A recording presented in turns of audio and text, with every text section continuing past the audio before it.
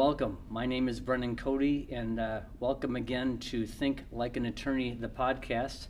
This is our 5th edition of the podcast, and the title of the podcast today is The Best Damn Lawyer Client Stories, period. The idea of this particular podcast is to basically share stories about attorneys and clients. I like to think of this as kind of an exercise in advocacy. I define advocacy as speaking out to aid another, to preserve and restore the dignity of the oppressed against their punisher and their oppressor. So we're going to be giving some David and Goliath type of stories.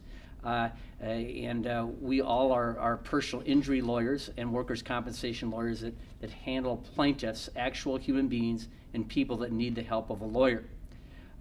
My guests today are Josh Stoka with Stoka and Archegos and Joe Osterbauer with the Osterbauer Law Firm.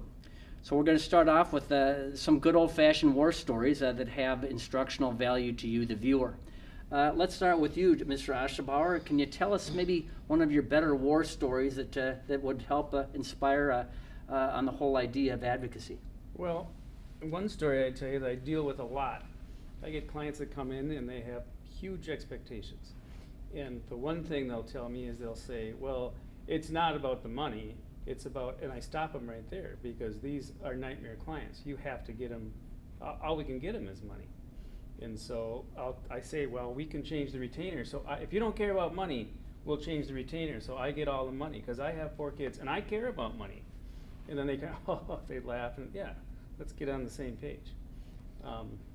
So the over expectations. The other one that I get is it's a slam dunk or it's so easy. And I'm like, well, why don't you come over and mow my yard? Just to get them to understand that this isn't fun for us. A lot of clients, you meet them and or you go to a party, they say, gee, oh, you're a lawyer. You're gonna love this story. No, I'm not. I don't want, it's Saturday. I don't want to listen to your small claims court story. Right. So it sounds like in terms of your advocacy, what you're doing is you're managing their expectations for their own good. For their own good and get it set right in the beginning. Because if you're going to be in outer space land, I don't want to represent you. And my other good example is you get people and they have a case and I tell them my Coke story. I said, the Coke's worth $1, right? On a hot day, we might get $3 for it. You're asking me to sell it for $300. Do you see the problem? And you get them, you get them to your world. And if they don't want to do that, then good luck. Go see Josh. Okay. And speaking of Josh, can you tell us a story, please? Well, it took me a while to learn that same lesson. And Joe's absolutely right. If you wait too long, they start getting way too many expectations. But kind of one of the bigger war stories that I've had is early on in my career, I represented this guy who was a tow truck driver. He had towed this guy's car and brought it back to the lot. They locked it behind a gate, and the guy wanted his car back. He came there with a separate set of keys. He's like, I'm taking my car. I'm not paying for it. Got in the car, and my client tried to stop him. My client jumped on the hood to stop him. The guy just started driving, going towards the gate. My client's like, okay, this isn't going to work out. He jumps off, both arms down, and he tears both rotator cuffs. Wow.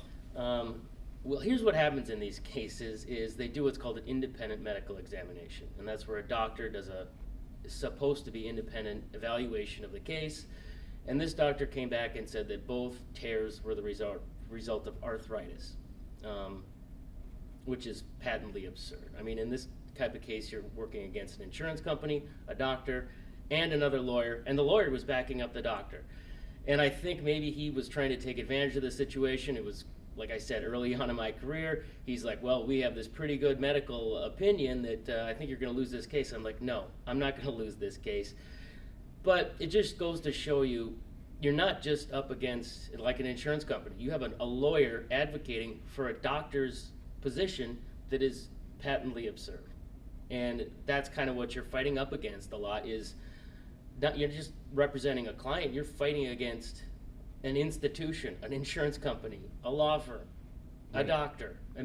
It's this guy on his own against something like that is probably not going to work out too well. He was just very upset behind the scenes. My job is to calm them down and say, all right, we can just deal with the situation as it is. And that's what we did. And we ended up getting a really good settlement out of the case. And he was happy at the end. Well, you know, I like that theory that you put across here, and it's really no theory, it's real life. It is David versus Goliath in terms of these clients that are human beings against an immortal corporation that is basically brick and mortar and file cabinets. And I think I felt I've really taken a lot of pride in my career in helping the little guy against the big insurance company or the big employer. One client that I had, his name is Stevie Broberg.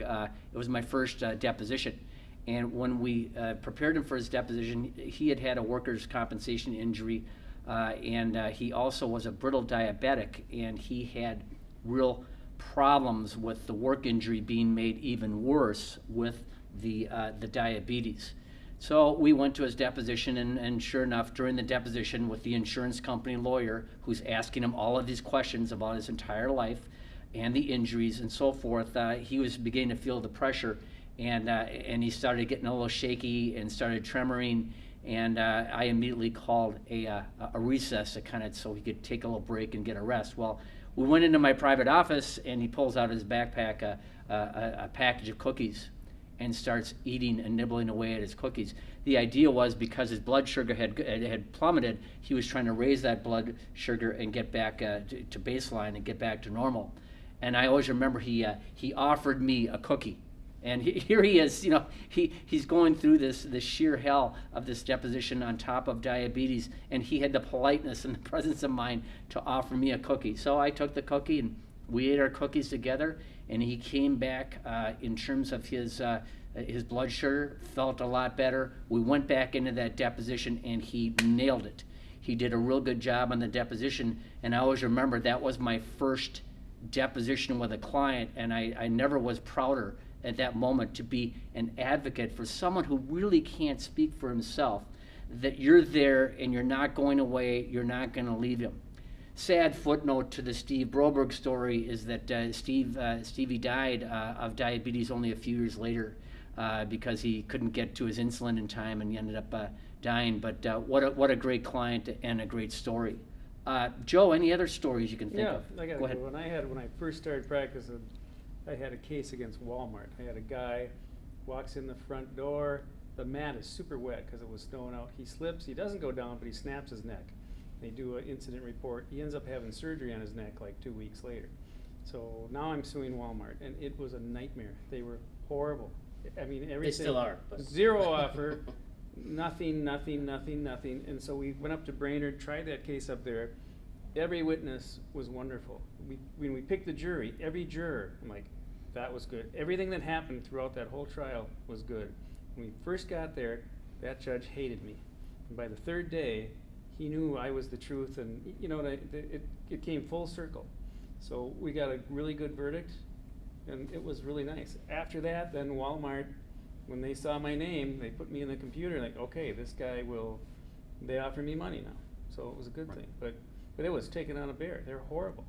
You know, you make a good point about the computer deal, and I'm correct, am I not, that insurers track who is trying cases and who is not trying cases when it comes to plaintiff lawyers, right? Right. Right. And up to that point, I knew how tough it was going to be. Sure. Before that, every Walmart case, it's horrible. Then once you ring the bell, then now they're reasonable because they know you'll do it. They'll know you'll swing the bat. Do you think during that trial, Joe, that the jury was kind of cluing in and identifying with the kind of the David versus Goliath type of situation there? I think my clients, there were two particular jurors that I loved who were picking a jury. One said, yeah, I worked at the Walmart for like 3 days, but I quit. I said, why'd you quit? Because the place was just such a mess and it was so disorganized. And I'm just kind of chuckling to myself. The other one that the other side didn't know, these folks were grandparents and they had like 5 grandkids. And 2 of their kids had passed away in a fire up there. And so in Brainerd, everybody knew who they were. And so when I tell, who are you, what's your name, how many grandkids? Well, we had 5, but 2. And you could see them just look at the jury and go, well, we lost 2 in the fire. I swear it was over right there. They all had read about it, and they had a lot of sympathy towards these people, and they should have. So, Okay.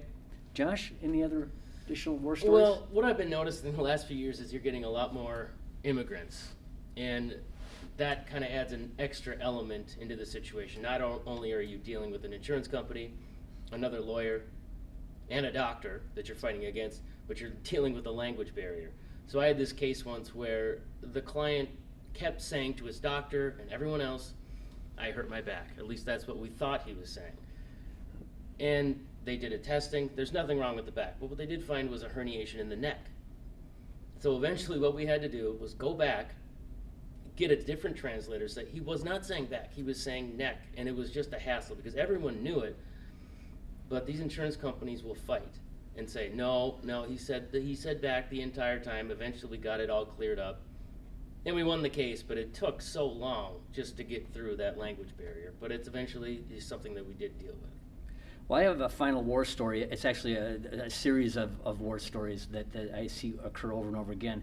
In my past practice, at times I'll handle a client that's an existing client or maybe a new one that have had a charge of a DWI or a disorderly conduct or things along these natures that are misdemeanors or gross misdemeanors, and they're in jail. They call you at 1 a.m. and I've gone down to jails where you're separated by glass with the client. And you're their only hope. You see them in a situation where they're completely hopeless. They're feeling like they're never going to get out. And I feel that's another big definition of advocacy, because you're there as their lawyer or to assist them in a system that basically has them imprisoned. And might be their fault, might not be their fault, but in the end, they're going to need a lawyer to help them and assist them. And I feel that I provide, 4 types of things to a client, the 4 elements.